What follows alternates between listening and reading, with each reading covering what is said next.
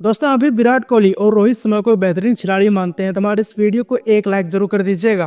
दोस्तों इंडिया और ऑस्ट्रेलिया के बीच खेले गए मैच के दौरान जहां एक तरफ टीम इंडिया की तरफ से टॉप ऑर्डर के बल्लेबाज धराशायी हो गया था तो वही मिडिल ओवर में अक्षर पटेल के राहुल ने ऐसी बल्लेबाजी कर दिया कि ऑस्ट्रेलिया के जितने भी गेंदबाज थे उनको चारों घने चित कर दिए। और इसके बाद ऑस्ट्रेलिया की बल्लेबाजी की शुरुआत हुआ तो ऐसे में भारतीय गेंदबाजों ने अपना कहर बरपाना शुरू कर दिया, जिसके लिए ये मुकाबला अंतिम मोमेंट तक चला गया था और फिर जो हुआ सबको हैरान कर दिया।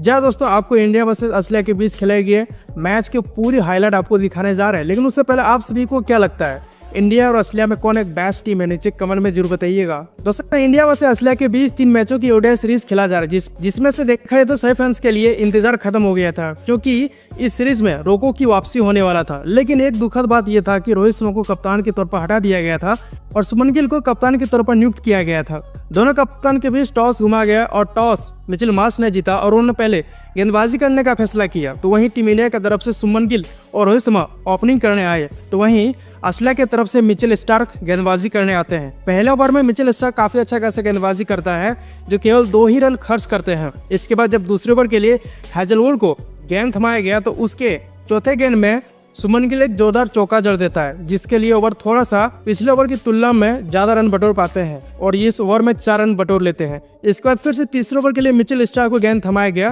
लेकिन मिचेल स्टार्क के फिर से चौथे गेंद में रोहित शर्मा ने एक जोरदार चौका जड़ देता है, जिसके लिए ये ओवर 7 रन टीम इंडिया बटोर लेता है। लेकिन टीम इंडिया की तरफ से कहीं ना कहीं खराब ओवर हैजलवुड चौथे ओवर में लेकर आता है, तो वहीं ऑस्ट्रेलिया की तरफ से ये टर्निंग ओवर साबित होता है। जब हैजलवुड अपने चौथे गेंद के चौथा गेंद डालता है तो उसमें रोहित शर्मा को आउट कर देता है। देखा जाए तो रोहित शर्मा इस मैच में 14 गेंदों में केवल 8 रन की ही पारी खेल पाता है। रोहित शर्मा के आउट हो जाने के बाद विराट कोहली की एंट्री होती है।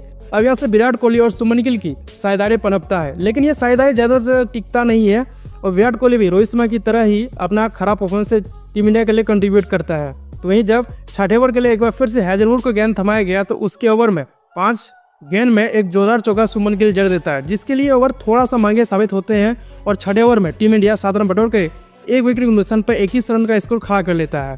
वहीं जब ऑस्ट्रेलिया की तरफ से 7वें ओवर के लिए एक बार फिर से मिचेल स्टार्क को गेंद थमाया गया तो मिचेल स्टार्क इस मैच में काफी जोरदार गेंदबाजी किया, जब पहले गेंद पर विराट कोहली के आउट कर देता है। देखा जाए तो विराट कोहली इस मैच में अपने टीम के लिए वो अपना 1 रन भी कंट्रीब्यूट नहीं कर पाता है और वो 0 रन पर आउट हो जाता है। देखते देखते जिस तरह से ऑस्ट्रेलिया के गेंदबाजी कर रहा था, ऐसे में टीम इंडिया के सामने एक प्रेशर जैसा सिचुएशन खड़ा करके दे रहा था क्योंकि कोई भी बल्लेबाज टिक नहीं पा रहा था।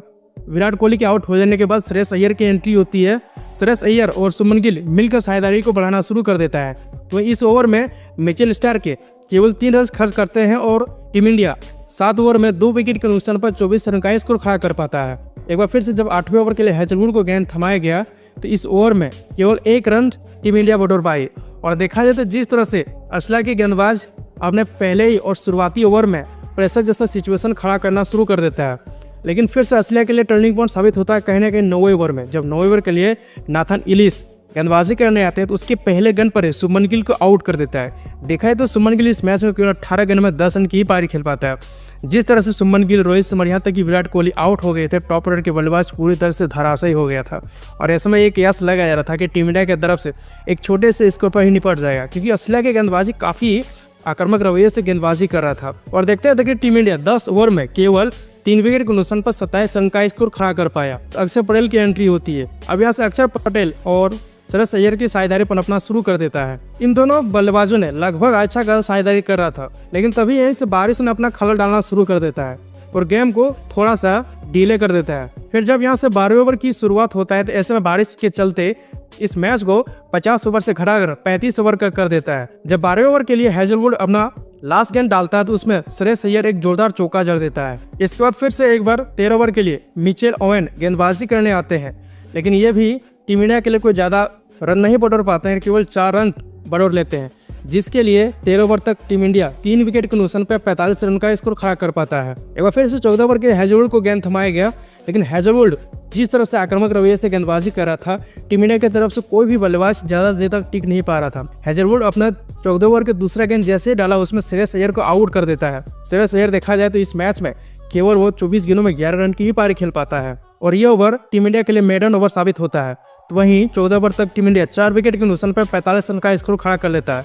देखते देखते जिस तरह से टीम इंडिया की शुरुआत रहा था, शुरुआती ओवर में पूरी तरह से अपना खराब परफॉर्मेंस दिया था, क्योंकि शुरुआत के 4 ओवर गिर गए थे। ऐसे में मिडिल ओवर में कहीं ना कहीं एक प्रेशर जैसा सिचुएशन खड़ा करके दे दिया था। तो वहीं बारिश के चलते 50 ओवर से घटकर 35 ओवर का ही रह गया था। टीम इंडिया की तरफ से बड़ा ओवर कहीं ना कहीं 18वें ओवर में है, जब मिचेल ओवन गेंदबाजी करने आते हैं तो उसके गेंद पर, उसके ओवर के तीसरे गेंद पर अक्षर पटेल जोरदार चौका जड़ देता है। इसके बाद चौथे गेंद में भी अक्षर पटेल फिर से एक चौका जड़ देता है, जिसके लिए ओवर थोड़ा सा महंगे साबित होते हैं और टीम इंडिया 11 रन अपनी टीम के लिए जोड़ लेता है, जिसके लिए ये ओवर 65 रन का स्कोर खड़ा कर लेता है। अब यहाँ से अक्षर पटेल और के राहुल की साझेदारी पनपना शुरू कर देता है और मिडिल ओवर में जिस तरह से इन दोनों बल्लेबाजों ने बल्लेबाजी किया था, टीम इंडिया की तरफ से एक आधा जने स्कोर तक पहुंचा दिया था। वहीं जब 19वें ओवर के लिए नाथन एलिस गेंदबाजी करने आते हैं तो उसके तीसरे गेंद में एक जोरदार चौका फिर से अक्षर पटेल जड़ देते हैं। तो वहीं 5वें गेंद में फिर से के राहुल एक जोरदार चौका जड़ देते हैं, जिसके लिए के राहुल का बल्ला यहीं तक शांत नहीं रहा, फिर छठे गेंद में भी जोरदार चौका जड़ देता है, जिसके लिए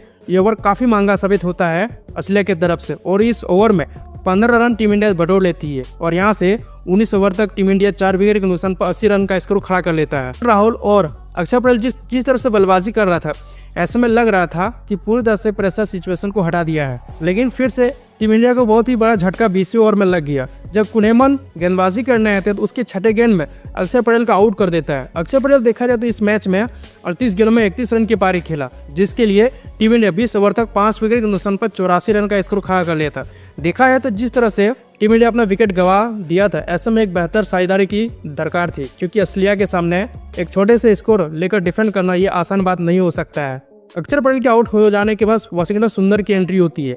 हालांकि वाशिंगटन सुंदर के राहुल का भी ज्यादा साथ नहीं दे पाते हैं और वो भी सस्ते में निपट जाते हैं। जब 21वें ओवर के लिए मैथ्यू गेंदबाजी करने आते हैं तो उसके तीसरे गेंद में के राहुल एक जोरदार छक्का जड़ देता है। फिर से जब चौथा गेंद डालता है तो उस चौथे गेंद में भी के राहुल एक जोरदार छक्का जड़ देता है, जिसके लिए ये ओवर बहुत ही महंगा साबित होते हैं और 17 रन बटोर लेते हैं और टीम इंडिया 5 विकेट के नुकसान पे 101 रन का स्कोर खड़ा कर लेता है। वहीं देखा जाए तो के राहुल का साथ वाशिंगटन सुंदर दे रहा था, लेकिन वाशिंगटन सुंदर भी वो सस्ते में ही निपट जाते हैं। जब 24 ओवर के लिए कुनेमन गेंदबाजी करने आते हैं उसके तीसरे गेंद पर भी वाशिंगटन सुंदर को आउट कर देता है। वाशिंगटन सुंदर इस मैच में केवल 10 गेंदों में 10 रन की ही पारी खेल पाता है। वाशिंगटन सुंदर की आउट हो जाने के बाद नीतीश कुमार रेड्डी की एंट्री होती है। अब के राहुल और नीतीश रेड्डी की साझेदारी अब यहाँ से पनपना शुरू कर देता है। तो वहीं बारिश के चलती ये मैच 35 ओवर से घटकर 26 ओवर तक ही रह जाता है। जब 25वें ओवर के तीसरे गेंद में मिचेल ओवन गेंदबाजी करने आते हैं तो उसकी गेंद पर के राहुल आउट कर देते हैं। के राहुल इस मैच में देखा जाए तो सबसे सर्वाधिक स्कोर अपनी टीम के लिए जोड़ा। उन्होंने 31 गेंदों में 2 छक्के और 2 चौके की मदद से 38 रन की सबसे बढ़िया पारी खेला। अब यहाँ से हर्षित राणा की एंट्री होती है, लेकिन ये भी टीम इंडिया के लिए कोई ज़्यादा योगदान नहीं दे पाते हैं और 25वें ओवर के छठे गेंद में हर्षित राणा मिचेल ओवन का शिकार हो जाते हैं। हर्षित राणा इस मैच में केवल 1 रन की ही पारी खेल पाता है और 25 ओवर तक टीम इंडिया 8 विकेट खोकर 123 रन का स्कोर खड़ा कर पाती है। जब 26वें ओवर के दूसरे गेंद में डालता है तो उसमें अर्शदीप सिंह को रन आउट कर देता है। इसके बाद जब 25वें ओवर के तीसरे गेंद में कुनेमन ने अपना गेंद डाला तो उसमें नीतीश कुमार रेड्डी एक जोरदार छक्का जड़ देता है। इसके बाद इस ओवर के लास्ट गेंद में एक बार फिर से नीतीश कुमार रेड्डी ने एक जोरदार छक्का जड़ देता है, जिसके लिए ओवर थोड़ा सा महंगे साबित होते हैं और इस ओवर में 13 रन टीम इंडिया बटोर लेता है और टीम इंडिया 9 विकेट के नुकसान पर 136 रन का स्कोर खड़ा कर पाता है। लेकिन एक बार फिर से बारिश ने खला डालना शुरू कर देता है और ये डीएलएस मेथड के अनुसार चला जाता है। ऑस्ट्रेलिया की तरफ से मिचेल मार्श और ट्रेविस हेड बल्लेबाजी करने आते हैं तो वहीं टीम इंडिया की तरफ से पहला ओवर सिराज लेकर आते हैं। सिराज ने अपने चौथा गेंद जैसे डाला उसमें ट्रेविस हेड जोरदार चौका जड़ देता है। इसके बाद फिर छठे गेंद में एक जोरदार चौका जड़ देता है, जिसके लिए सिराज का ये पहला ही ओवर महंगे साबित होते हैं और 9 रन बटोर लेते हैं। लेकिन टीम इंडिया की तरफ से टर्निंग पॉइंट साबित कहना कि अर्शदीप सिंह लेकर आते हैं। जब वो दूसरे गेंद डाला है तो दूसरे गेंद में ही अर्शदीप सिंह ट्रेविस हेड को आउट कर देता है। ट्रेविस हेड देखा जाए तो इस मैच में 5 गेंदों में केवल 8 रन की ही पारी खेल पाता है। तो वहीं मिचेल मार्श के साथ देने के लिए आते हैं मैथ्यू शॉट और मिचेल मार्श के यहाँ साझेदारी पनपना शुरू कर देता है। तो वहीं ऑस्ट्रेलिया की तरफ से 2 ओवर में 1 विकेट के नुकसान पर 11 रन का स्कोर खड़ा कर लेता है। एक बार फिर से तीसरे ओवर के लिए सिराज गेंदबाजी करने आते हैं, लेकिन इस ओवर में सिराज काफी अच्छा खासा गेंदबाजी करता है और एक भी रन खर्च नहीं करते हैं। लेकिन कहीं ना कहीं चौथे ओवर जैसे डाला अर्शदीप सिंह उसमें थोड़ा सा महंगे साबित हो जाते हैं। जब चौथे ओवर के दूसरे गेंद में अर्शदीप सिंह मिचेल मार्श को गेंद डाला तो उसमें जोरदार छक्का जड़ता है। इसके बाद इस ओवर के चौथे गेंद में एक बार फिर से जोरदार चौका जड़ देता है मैथ्यू शॉट, जिसके लिए ये ओवर काफी महंगा साबित होते हैं और 12 रन ऑस्ट्रेलिया की टीम बटोर लेता है। तो वहीं जिस तरह से अपना टीम इंडिया प्रदर्शन कर रहा था, बारिश भी अपना खड़ा डालना शुरू कर दिया था और ये टारगेट 131 रन का स्कोर का हो गया था डीएलएस मेथड के अनुसार। अब जब 5वें ओवर के लिए एक बार फिर से सिराज गेंदबाजी करने आते हैं तो मिचेल मार्श उसके चौथे गेंद में एक जोरदार छक्का जड़ देता है, जिसके लिए 5वें ओवर तक ऑस्ट्रेलिया की टीम 1 विकेट के नुकसान पर 29 रन का स्कोर खड़ा कर लेता है। देखा जाए तो जिस तरह से ऑस्ट्रेलिया के बल्लेबाजों ने अपना बल्लेबाजी करना शुरू कर दिया था टॉप ऑर्डर में, टीम इंडिया के लिए मुश्किलें और भी खड़ा करके दे रहा था। 1 विकेट जाने के बाद टीम इंडिया का विकेट नहीं मिल रहा था, जिसके लिए कहीं ना कहीं प्रेशर जैसा सिचुएशन खड़ा करके नहीं दे पा रहा था। तो वहीं 6ठे ओवर तक ऑस्ट्रेलिया की टीम आराम से 1 विकेट के नुकसान पर 38 रन का स्कोर खड़ा कर लेता है और ये दोनों बल्लेबाज बिल्कुल सेट हो चुके थे। फिर गेंदबाजी में परिवर्तन करते हुए अक्षर पटेल को 8वें ओवर के लिए गेंदबाजी करने के लिए बुलाया जाता है। तो उसके ओवर में अक्षर पटेल काफी अच्छा खासा गेंदबाजी करता है, जहां 8वें ओवर के 5वें गेंद में अक्षर पटेल ने मैथ्यू शॉट को आउट कर देता है। मैथ्यू शॉट इस मैच में 17 गेंदों में 8 रन की ही पारी खेल पाता है। अब उसके आउट हो जाने के बाद जॉस फिलिप की एंट्री होती है। जॉस फिलिप्स और मिचेल मार्श की अब यहाँ से साझेदारीपन अपना शुरू कर देता है और लगातार ऑस्ट्रेलिया की टीम जीत की ओर आगे बढ़ता ही जाता है। 9 ओवर तक ऑस्ट्रेलिया की टीम 2 विकेट के नुकसान पर 48 रन का स्कोर खड़ा कर लेता है। लेकिन जब 10वें ओवर के लिए अक्षर पटेल को गेंद थमाया गया तो उसमें अक्षर पटेल कप्तान की इस भरोसे पर खड़ा नहीं उतरा और लास्ट गेंद पर एक जोरदार चौका खा जाता है, जिसके लिए ऑस्ट्रेलिया की टीम 2 विकेट के नुकसान पर 55 रन का स्कोर खड़ा कर लेता है। देखते देखते जिस तरह से ऑस्ट्रेलिया के बैट्समैन सेट हो चुके थे, ऐसे में कोई भी रणनीति टीम इंडिया की तरफ से काम नहीं आ रहा था, क्योंकि मिचेल मार्श एक छोर से टिका हुआ था तो वो पूरी तरह से लगातार अपना बैटिंग से अपने टारगेट की ओर बढ़ते ही जा रहा था। जब 13वें ओवर के लिए हर्षित राणा को गेंद थमाया गया तो हर्षित राणा की उस पहले गेंद पर फिलिप जोरदार चौका जड़ देता है और जिसके लिए हर्षित राणा कि इस ओवर में 8 रन बटोर लेता है और ऑस्ट्रेलिया की टीम लगातार अपना स्कोर करते ही जाता है और 15 ओवर तक ऑस्ट्रेलिया की टीम 2 विकेट के नुकसान पर 94 रन का स्कोर खड़ा कर लेता है। टीम इंडिया की तरफ से टर्निंग पॉइंट कहीं ना कहीं वाशिंगटन सुंदर लेकर आते हैं 16वें ओवर में। जब 16वें ओवर गेंद डालते हैं वाशिंगटन सुंदर तो उसके दूसरे गेंद में ही फिलिप को आउट कर देता है, जिसमें से देखा जाए तो फिलिप इस मैच में 29 गेंदों में 2 छक्के और 3 चौके की मदद से 37 रन के सबसे बढ़िया पारी खेला। लेकिन देखा जाए तो हमारा रन ही ज्यादा नहीं था, जिसके लिए हम इस छोटे से रन को लेकर डिफेंड करना भारतीय गेंदबाजों की बस की बात नहीं था। ऐसे में एक ही बात था कि किसी न किसी तरह से विकेट चटकाया जाए, लेकिन विकेट भी जिस तरह से चटका रही थी अपना पूरी तरह से जितने भी नए बैट्समैन आते हैं अपना योगदान दे जाते हैं, जिसके लिए प्रेशर जैसा सिचुएशन खड़ा करके दे ही नहीं पा रहा था। हालांकि 16वें ओवर तक 1 विकेट के नुकसान पर 6 रन बटोर लेता है, जहां से ऑस्ट्रेलिया की टीम 3 विकेट खोकर 100 रन का आंकड़ा को टच कर लेता है। अब जीत के लिए महज 31 रन का ही दरकार था, क्योंकि डीएलएस मेथड से 31 रन का ही टारगेट मिला था और 18वें ओवर तक ऑस्ट्रेलिया की टीम 3 विकेट के नुकसान पर 110 रन का स्कोर खड़ा कर लेता है। जब 19वें ओवर के पहला गेंद डालता है अर्शदीप सिंह तो उसके पहले गेंद में रैंडसाव एक जोरदार छक्का जड़ देता है, जिसके लिए सिर्फ छक्के और चौके की मदद से ऑस्ट्रेलिया की टीम आसानी से टारगेट की ओर पीछा करते ही जा रहा था। जब 21वें ओवर के लिए अर्शदीप सिंह गेंदबाजी करने आते हैं तो उसके तीसरे गेंद में एक जोरदार चौका रैंडसाव जड़ देते हैं और 21 ओवर तक ऑस्ट्रेलिया की टीम 3 विकेट के नुकसान पर 130 रन का स्कोर खड़ा कर लेता है।